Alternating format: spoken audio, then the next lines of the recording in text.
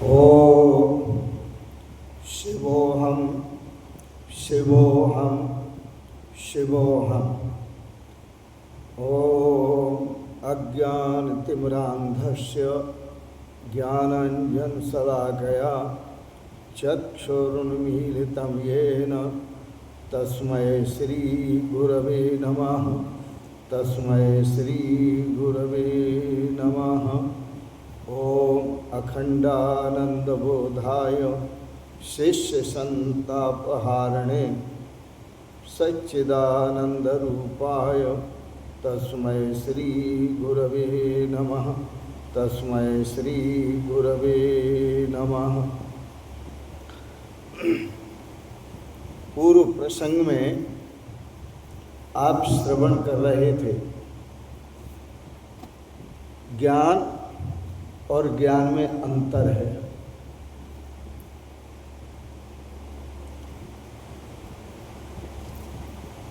एक व्यवहारिक ज्ञान होता है,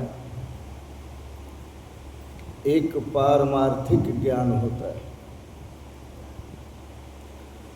व्यवहारिक ज्ञान जिसके जीवन में होता है वह भी अपने को बहुत बड़ा ज्ञानी समझता है। पारमार्थिक ज्ञान जिसके जीवन में होता है वह भी अपने को ज्ञानी अनुभव करता है।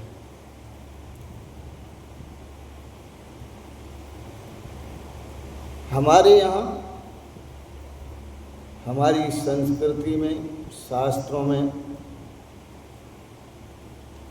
दो शब्द प्रयोग किए जाते हैं, एक गुरु और दूसरा सतगुरु। एक गुरु शब्द है और एक सतगुरु शब्द है। इन दो शब्दों के साथ साथ आप ये भी समझें गुरु और गुरु में भी भेद है। एक वो भी गुरु कहलाते हैं जो आपको व्यवहारिक शिक्षा देते हैं, दूसरे वह भी गुरु कहलाते हैं जो आध्यात्मिक शिक्षा देते हैं। तो गुरु गुरु में भी अंतर है और गुरु में और सतगुरु में भी अंतर है। जो गुरु होते हैं वो एकमात्र शिक्षक होते हैं, शास्ता नहीं होते, शिक्षक होते हैं। और जो गुरु शिक्षक होते हैं वो विद्यार्थियों को शिक्षा देते हैं और जो वो शिक्षा देते हैं उसको सुना करते हैं कि हमने कल जो शिक्षा दी थी वो तुमने पाठ याद किया या नहीं किया। जो विद्यार्थी याद करते हैं वो उस पाठ को सुना देते हैं। जो विद्यार्थी पाठ नहीं याद कर पाते वो सुना नहीं पाते। तो जिन विद्यार्थियों ने पाठ याद किया, जो गुरुजी ने पढ़ाया और याद करके सुना दिया, तो कल के प्रसंग में मैं आपको कह रहा था यह ज्ञान उधार है और यह ज्ञान शाब्दिक है। जैसे कोई याद करे पाठ, कोई गुरु सिखाए कि आपको भूख लगी है तो भोजन कर लो। वो याद कर लिया कि भूख लगी है तो भोजन कर लो, लेकिन भोजन किया नहीं। और जो कुछ लिखा जाएगा परीक्षा में वो यही लिखा जाएगा कि भूख लगी है तो भोजन कर लो। अब चाहे जितनों को पाठ याद करा दो, सबको यही लिखना है कि भूख लगी है तो भोजन कर लो। तो शब्द मिले। और गोस्वामी तुलसीदास जी कहते हैं, मन मोद कन्न भूख बुताई। आपको भूख लगी है, किसी ने कह दिया कि भाई आपको भूख लगी है तो लड्डू खा लो, भोजन कर लो। आपने कहा लड्डू है तो नहीं, भोजन है तो नहीं। तो गोस्वामी तुलसीदास जी कहते हैं, शिक्षक कहते हैं, मन से खा लो। और मन से खा लो तो गोस्वामी तुलसीदास जी कहते हैं, मन मोदकन भूख बिताई। यदि हम मन से लड्डू खा लेंगे तो हमारी भूख तो समाप्त नहीं होगी। तो इसी प्रकार से गुरु में अंतर होता है। दूसरे गुरु होते हैं, शिक्षक भी होते हैं और शास्त्रा भी होते हैं। शिक्षक भी होते हैं और शास्त्रा भी होते हैं। एक तो शिक्षा देकर के और याद करा के अलग हो गए। दूसरे गुरु कहते हैं कि इसको आत्मसात करो, जो तुमने याद किया है इसे थोड़ा प्रैक्टिकल में लाओ, अपने जीवन में उतारो। जैसे कि किसी को बहुत ज़्यादा क्रोध आता है, तो गुरु ने कहा जब क्रोध आए तो अपनी जीभ को अपने दांतों से दबा लेना और जोर से काटने लगना जीभ को। तो जीभ को आप अपनी को जोर से काटेंगे तो आपका क्रोध शांत होगा, क्योंकि आप अपनी जीभ को काटेंगे, दर्द होगा।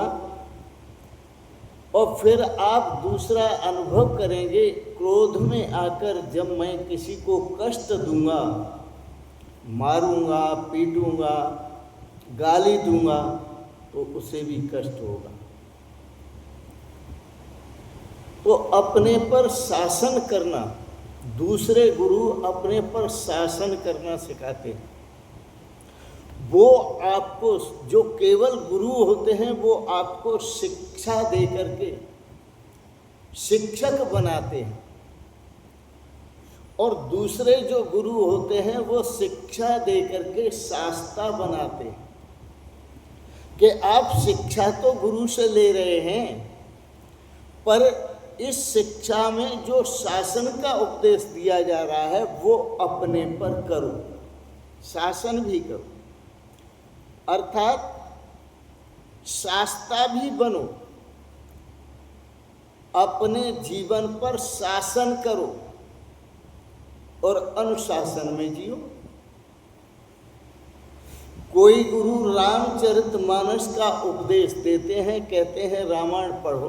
गुरु ने बड़ी अच्छी शिक्षा दी, क्योंकि रामचरितमानस एक ऐसा ग्रंथ है सरल भाषा में कि जो चाहो वह रामचरितमानस में मिल जाता है, जो चाहो।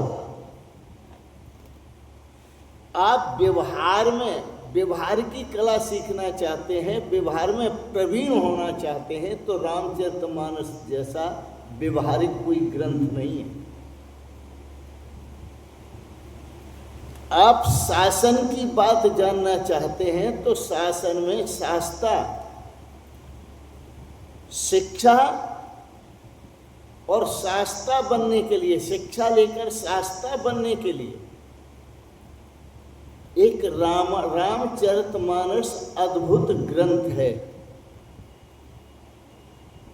परंतु एक प्रथा बन गई है कि सदा हम दूसरों को उपदेश देते रहते हैं और दूसरों को कहते भी हैं इस उपदेश को आत्मसात करो, परंतु उस उपदेश को स्वयं आत्मसात नहीं करते।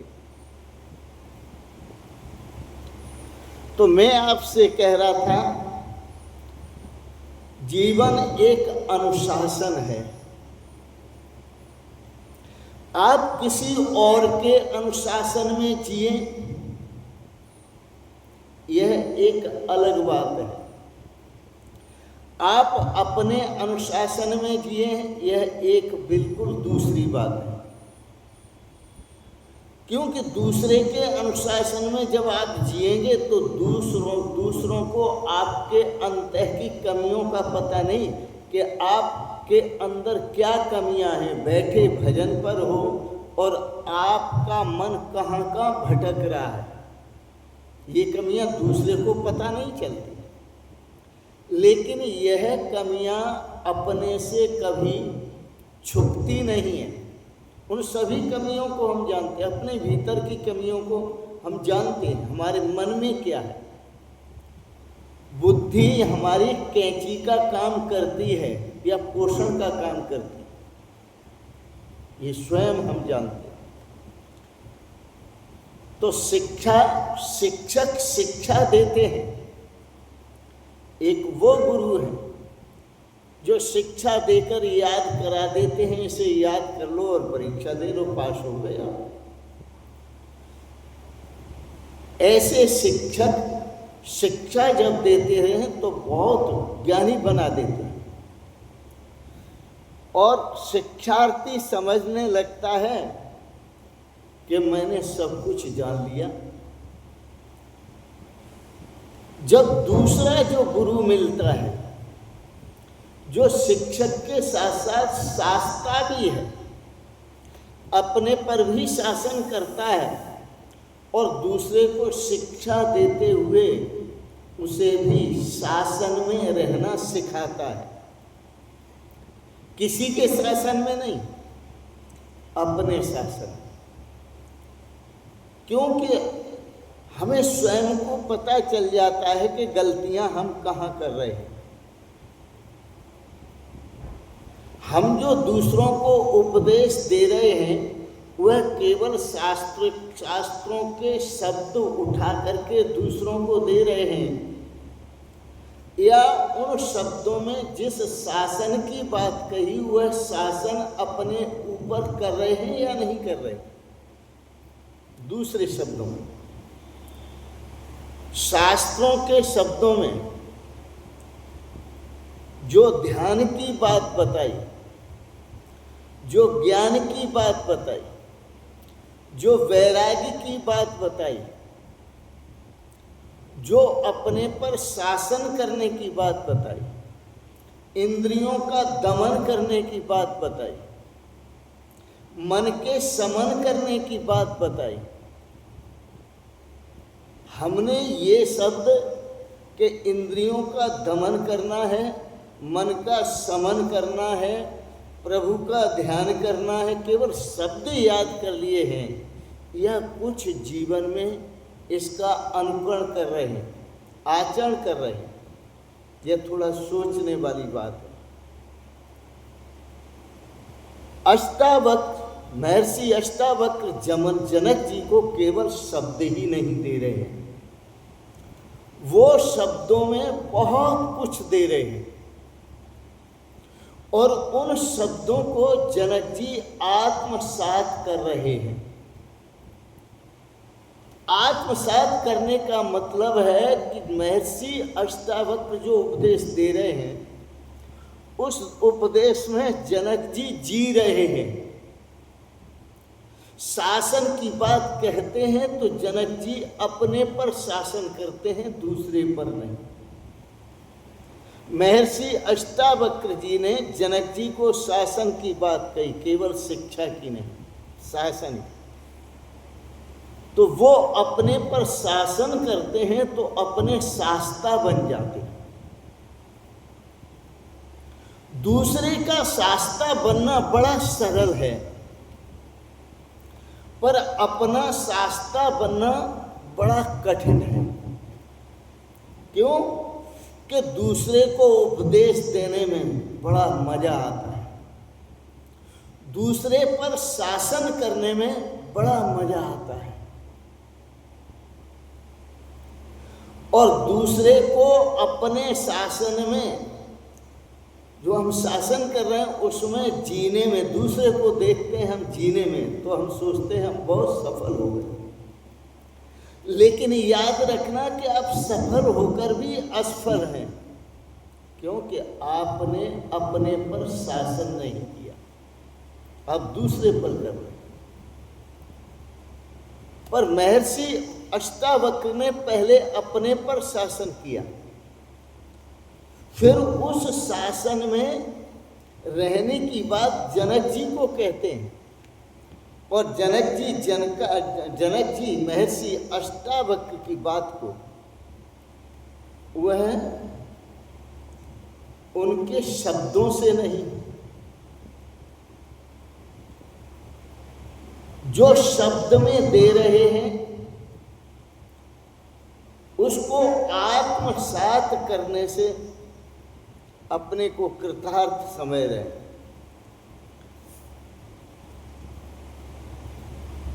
शब्द, गुरु के द्वारा दिए गए शब्द सुनकर आप ये समझ लें कि हम ज्ञानी हो गए। गुरु के द्वारा दिए गए शब्द सुनकर आप ये समझ लें कि हम ध्यानी हो गए। यह आपका कोरा अभिमान होगा और इस अभिमान में जियोगे तो समझना कि जो संतों का संग हुआ वो संतों का संग होने पर भी सत्संग नहीं हुआ। तो एक तो गुरु होते हैं व्यवहारिक शिक्षा के, दूसरे गुरु होते हैं आध्यात्मिक शिक्षा के, और इसके अतिरिक्त तीसरे भी गुरु होते हैं, उनको कहते हैं सद्गुरु। जो शिक्षक हैं वो शिक्षा देते हैं, व्यवहारिक शिक्षक व्यवहारिक शिक्षा देते हैं, पारमार्थिक शिक्षक पारमार्थिक शिक्षा देते हैं, पर दोनों ही शब्द देते हैं और उन शब्दों को एक विद्यार्थी, एक जिज्ञासु व्यवहारिक शब्दों को याद कर लेता है, दूसरा जिज्ञासु आध्यात्मिक शब्दों को याद कर लेता है, और दोनों ही शब्दों को याद करके मैं शिक्षक ज्ञानी हो गया। शिक्षा को लेकर मैं शिक्षा का ज्ञानी हो गया, और वो समझता है दूसरा कि मैं आध्यात्मिक शिक्षा को लेकर आध्यात्मिक ज्ञानी हो गया। लेकिन ज्ञान का लक्षण तो ये है ज्ञानादेव कैवल्यम।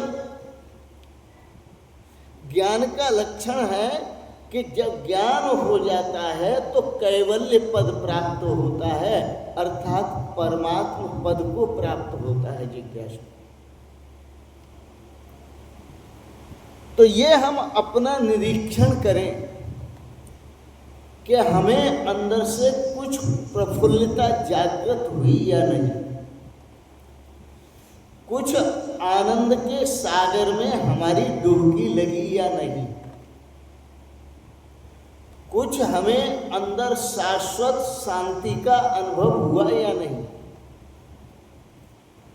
शाश्वत आनंद का, शाश्वत सुख का अनुभव हुआ या नहीं।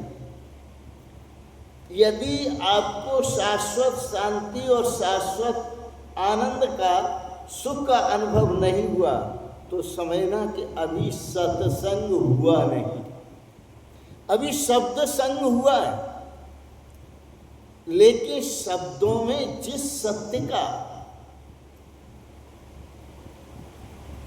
प्रादुर्भाव, जिस सत्य को प्रकट किया गुरुओं ने, वह सत्य आपको प्राप्त नहीं हुआ, शब्द प्राप्त हुए और आप समझने लगे हम ज्ञानी हो गए।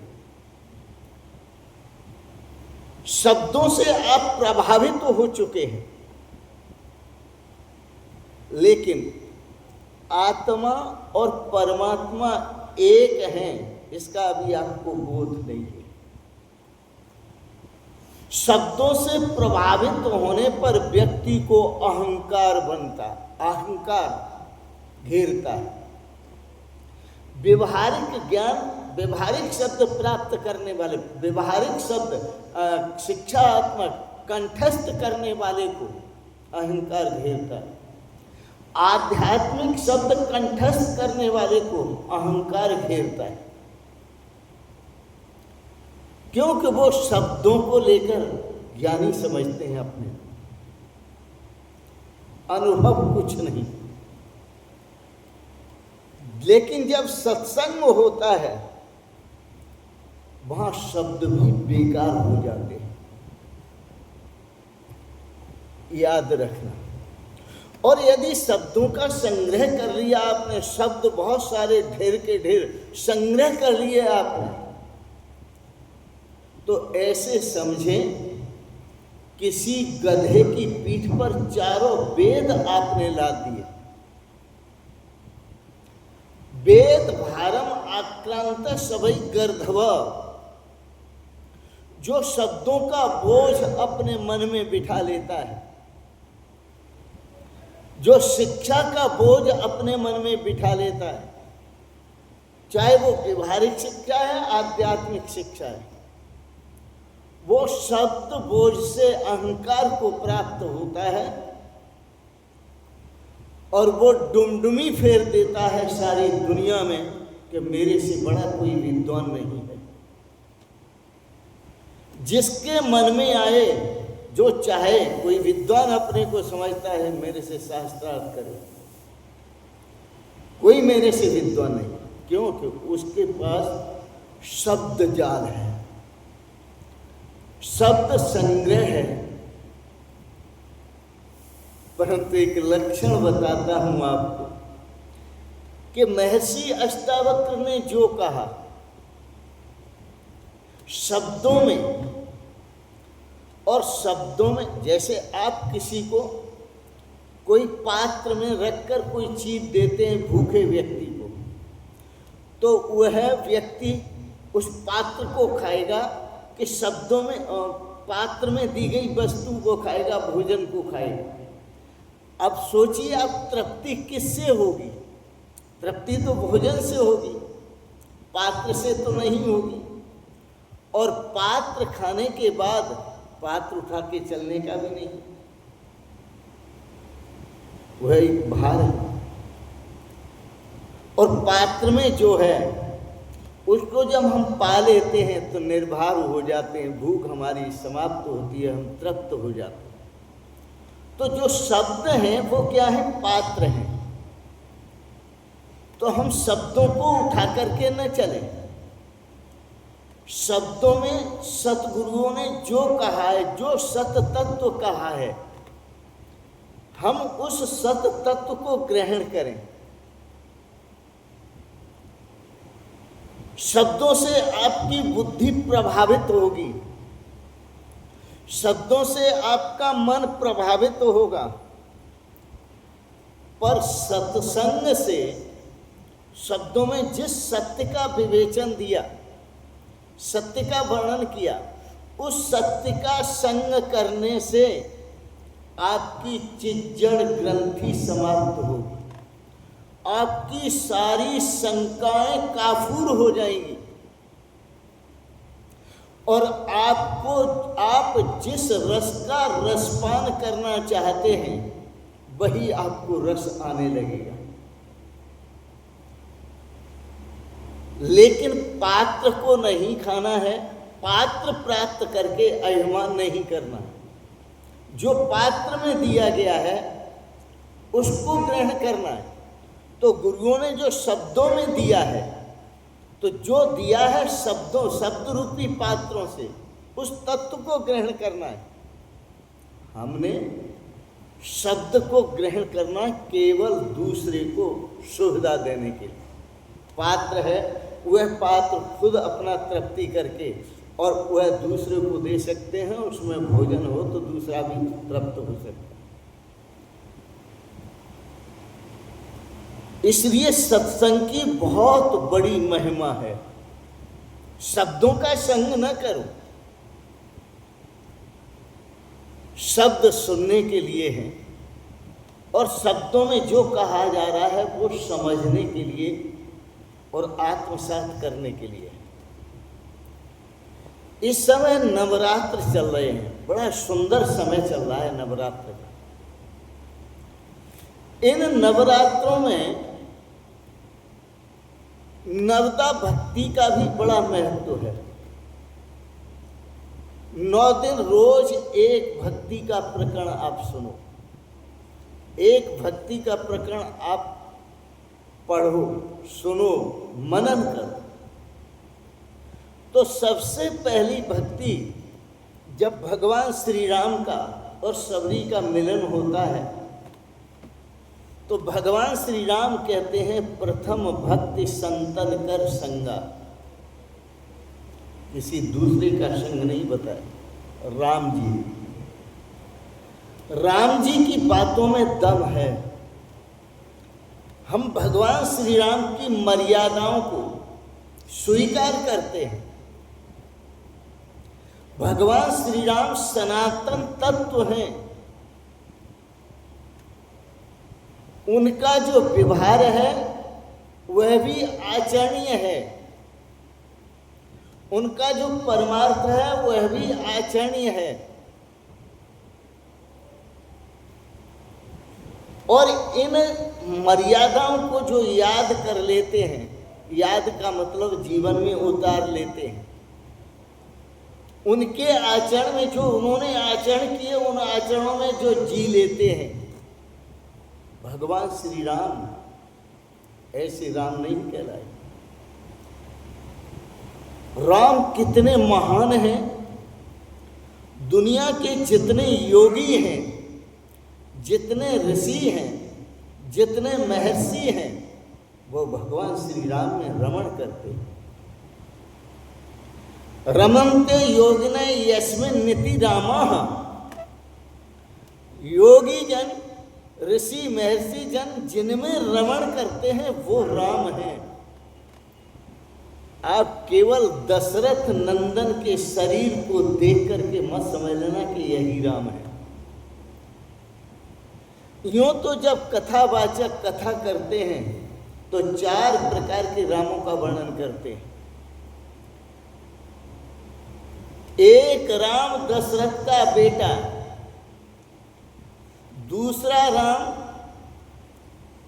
घट घट में लेटा, तीसरे राम का जगत पसारा, चौथा राम सब जग से न्यारा। पर संत संदेश देते हैं कि राम 4 हो नहीं सकते, एक ही है। तो संत महापुरुष कहते हैं वही राम दशरथ का बेटा, वही राम घट घट में लेटा, वही राम उसी राम का जगत पसारा और वही राम सब जग से न्यारा।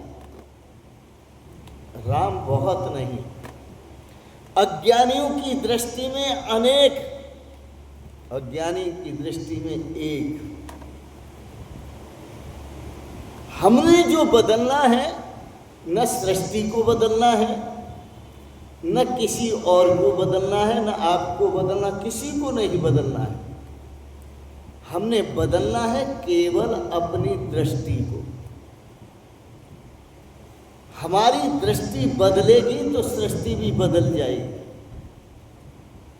इथा दृष्टि तथा सृष्टि। दृष्टिम भगवतमयीं कृत्वा पश्येत ब्रह्ममयं जगत।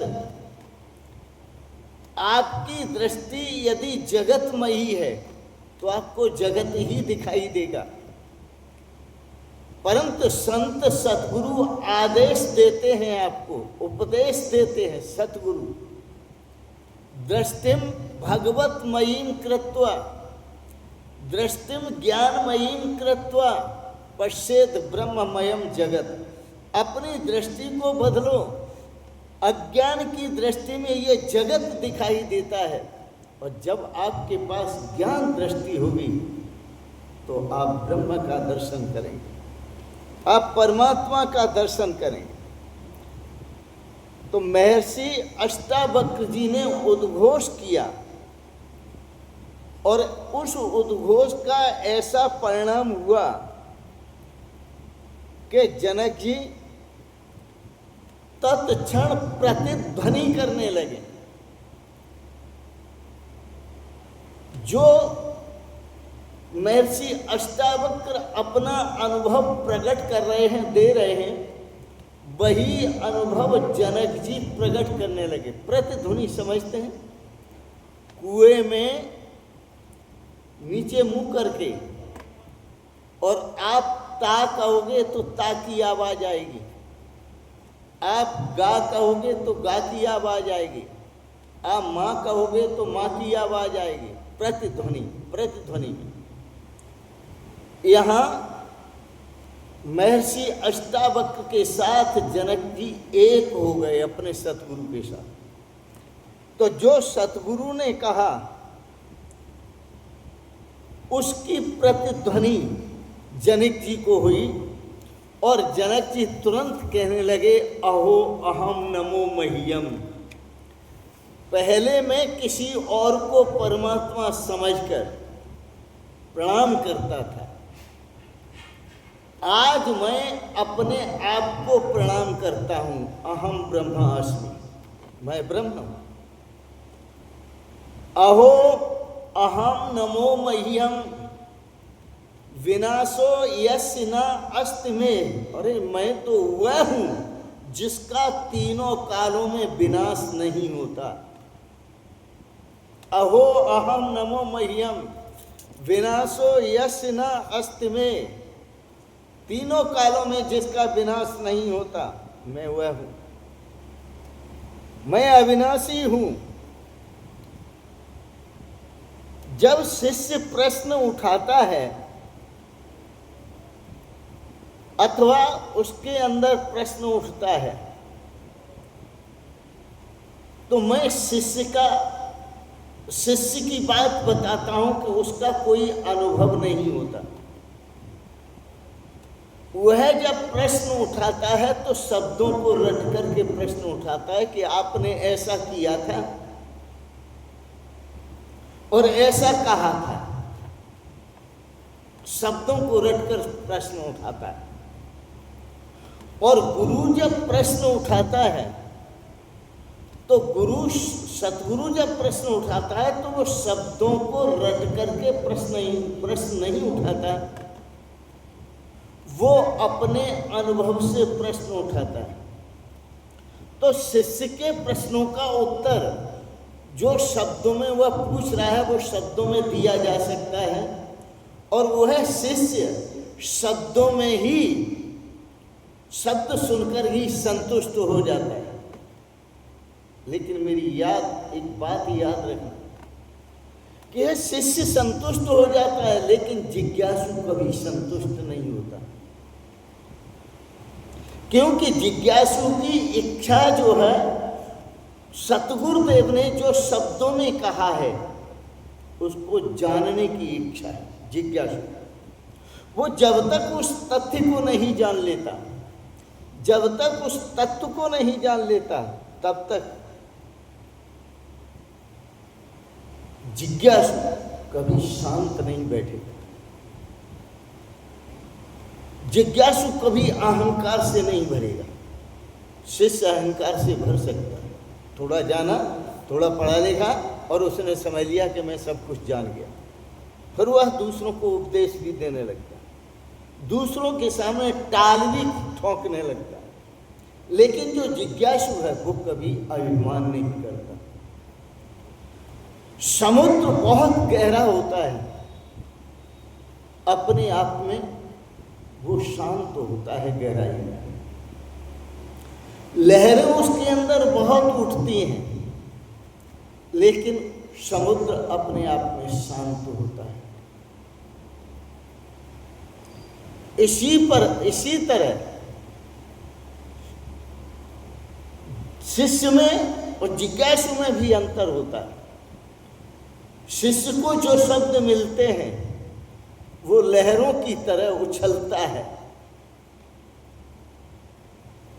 जिज्ञासु को जो शब्द मिलते हैं सतगुरु से, वो उसके साथ साथ शब्दों के साथ साथ वो गहराई में जाता है और अत्यंत शांति का अनुभव करता है, सुख का अनुभव करता है, शांत होता जाता है। यह बड़ा रहस्य है। शिष्य के प्रश्नों का उत्तर देना आसान है, कोई भी दे सकता है, लेकिन जिज्ञासु के प्रश्नों का उत्तर देना आसान नहीं। हाँ, गुरुओं के लिए आसान है, सतगुरुओं के लिए आसान है, पर एक बात याद रखना, शिष्यों के प्रश्न का उत्तर दिया जा सकता है, जिज्ञासु के प्रश्नों का उत्तर दिया जा सकता है, लेकिन यदि सतगुरु प्रश्न करने लगे तो उसके प्रश्नों का उत्तर नहीं दिया जा सकता, कोई नहीं दे सकता। मेरी बात को अन्यथा न लें। मैं आपको ये कह रहा हूं कि शिक्षक ने जो उपदेश दिया, उसके प्रश्नों का शब्द दिए, उसके प्रश्नों का उत्तर दिया जा सकता है। चाहे किसी ने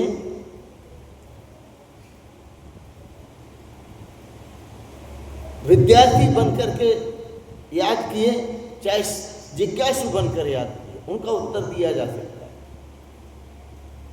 परंतु जो गुरु है, यदि गुरु कोई प्रश्न खड़ा कर दे तो उसके प्रश्न का उत्तर दिया नहीं जा सकता। मैं आपको कुछ कहने जा रहा हूं। सतगुरु के प्रश्नों का उत्तर नहीं दिया जा सकता। हाँ, सतगुरु के प्रश्नों का उत्तर नहीं दिया जा सकता, सतगुरु के प्रश्नों के उत्तर में जीवन जिया जा सकता है। जीवन जिया जा सकता है। जैसे गुरुदेव ने कहा, तत्त्वमसि, तू वह है। अब क्या हूं मैं? सुनने वाला सोचने लगे ये क्या कह रहे हैं? तत्त्वमसि, तू वह है। गधा हूं कि घोड़ा हूं, हाथी हूं, पंछी हूं, जलचर हूं, थलचर हूं, नवचर हूं, तू वह है। अरे गुरुजन, जो सतगुरु है वो सत्य का ज्ञान देते हैं, वो मिथ्या का ज्ञान ही नहीं देते। जलचर थलचर नवचर नाना, जे जड़ चेतन जीव जहाना, जितने भी चेतन लगते हैं और जड़ हैं, जो कुछ भी है वो सब मिथ्या है। उसकी बात सतगुरु करते ही नहीं। सतगुरु तो करते हैं उस मिथ्या में, जड़ चेतन में जो व्यापक ब्रह्म है, उस ब्रह्म तत्व की बात करते हैं। तो उस ब्रह्म तत्व में जिया जा सकता है। अब मैं आपको एक बात कहूंगा, जनक जी उसी में जी रहे हैं। जनक जी कहते हैं,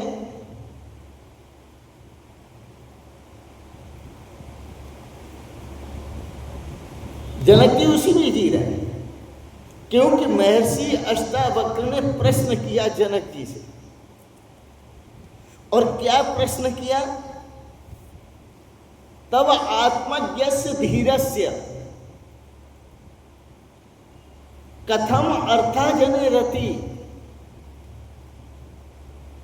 जनक जी ने कहा, वो महर्षि अष्टावक्र ने कहा जनक जी से, तब आत्मज्ञस्य धीरस्य, जब तुम्हें ये ज्ञान हो गया जनक जी, अहो अहम नमो मह्यम, आज मैं अपने आप को नमस्कार कर रहा हूं, क्योंकि मैं जिस परमात्मा को खोज रहा था सो हम, वह मैं हूं। शिवो हम, वह कल्याण स्वरूप परमात्मा मैं हूं, जिसे मैं खोज रहा था। जब यह ज्ञान हो गया तो मैं तुमसे अब प्रश्न करता हूं। महर्षि अष्टावक्र प्रश्न करते हैं जनक जी से, तब आत्मज्ञस्य धीरस्य कथम अर्थार्जने रति। क्या अब आपको धन इकट्ठा करने में प्रीति है? क्या अब आपको पद इकट्ठा करने में प्रीति है? क्या अब आपको प्रतिष्ठा इकट्ठा करने में प्रीति है?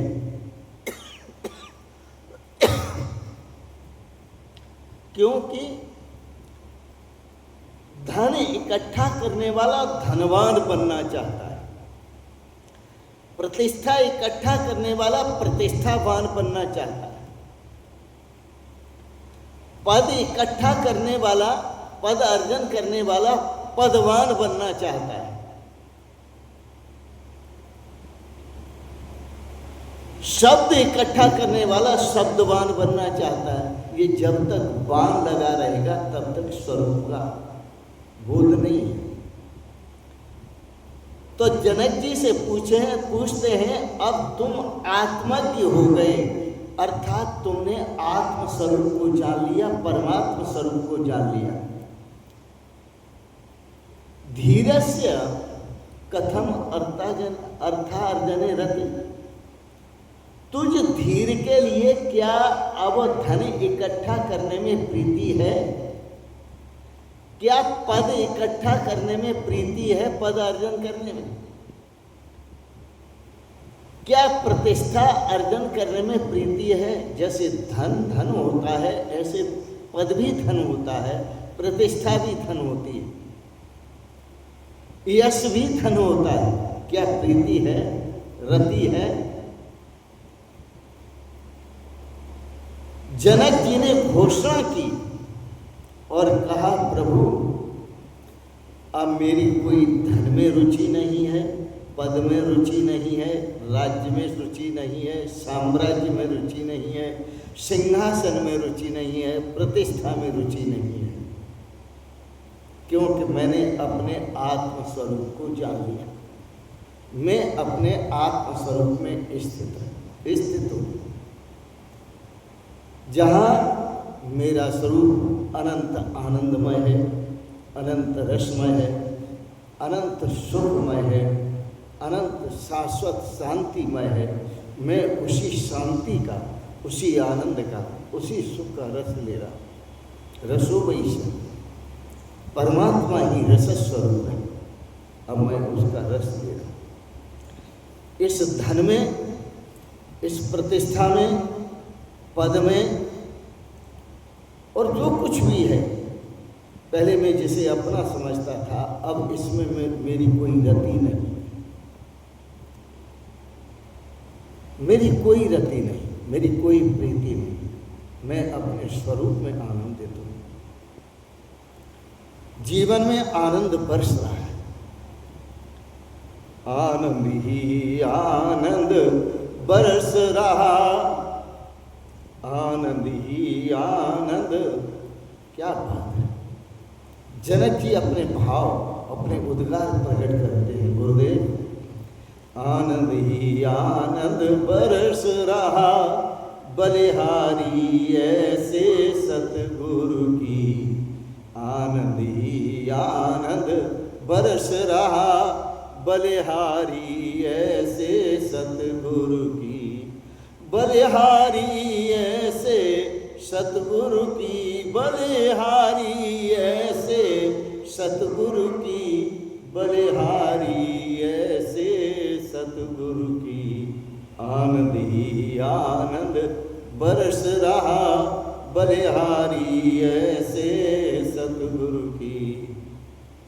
आज के प्रवचन को यही विराम देंगे। आज का प्रवचन आपने बड़े प्रेम और श्रद्धा से श्रवण किया, इसके लिए बहुत बहुत अनुग्रहित हैं। भगवान से मंगलमयी प्रार्थना करते हैं, भगवान आपको सपरिवार इसी आनंद रस में डूबने की कृपा करें। आप भी अपने जीवन में उस परम आनंद का रस लें। इसके साथ साथ आप सबको कोटि से मंगलमयी शुभकामनाएं और बहुत बहुत आशीर्वाद। नवरात्रों की मंगलमय बहुत बहुत शुभकामनाएं, बहुत बहुत आशीर्वाद। और इसके साथ साथ आप जैसे पवित्र महान भावों को मेरे बहुत बहुत प्रणाम प्रणाम प्रणाम। शिवोहम शिवोहम शिवोहम।